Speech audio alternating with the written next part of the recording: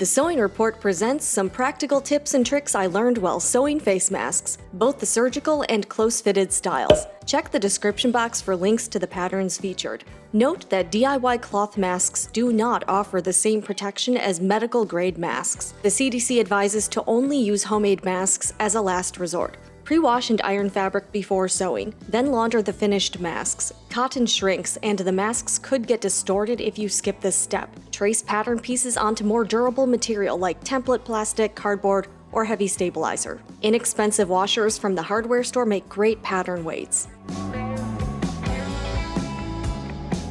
If you have to center pieces, fold them in half to easily know where that center is.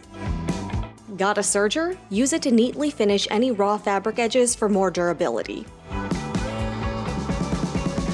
Use Elmer's washable school glue in a fine tip bottle to keep any folded over edges secure by hitting it with a dry iron. It's really just starch and will wash out when you launder the masks. With the surgical mask style, use a ruler to evenly space and fold pleats.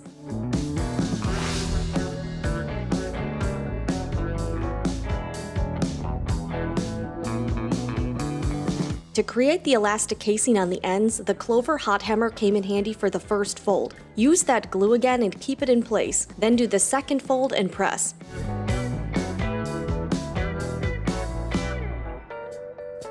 There are many different types of elastic, from the rounded kind to flat elastic. Use a small safety pin to run the elastic through the casing. It's best to tie a knot with rounded elastic. With flat elastic, zigzag stitch an overlapping section to secure.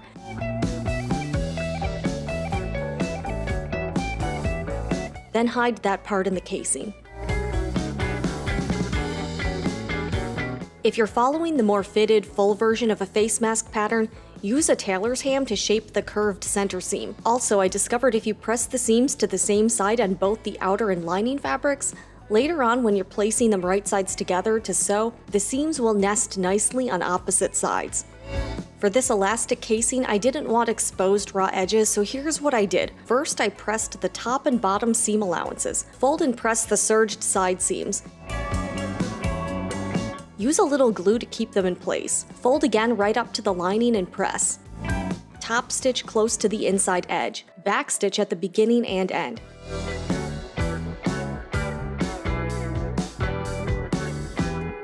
Here's how I added a flexible nose piece. I'm using sturdy plastic twist ties for gardening. Cut off about a 4 to 5 inch section for each mask.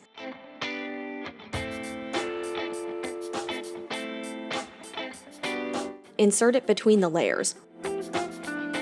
While holding the tie up against the top of the nose, start pinning just under the tie to keep it from shifting around. Feel where the tie ends and place a pin just beyond that point. Over at the sewing machine, top stitch from the edge between 1/8 and 1/4 inch to enclose the tie. Back stitch at the beginning and end. When you get to the beginning of the tie marked by a pin, rotate the mask 90 degrees and make 1 stitch forward and 1 stitch back. Continue stitching until the end of the tie.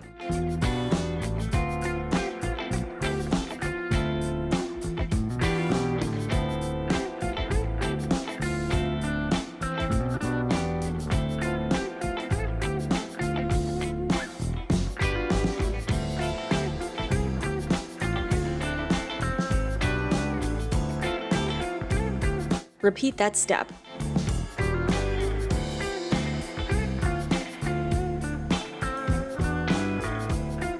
Top stitch the remainder of the top of the mask.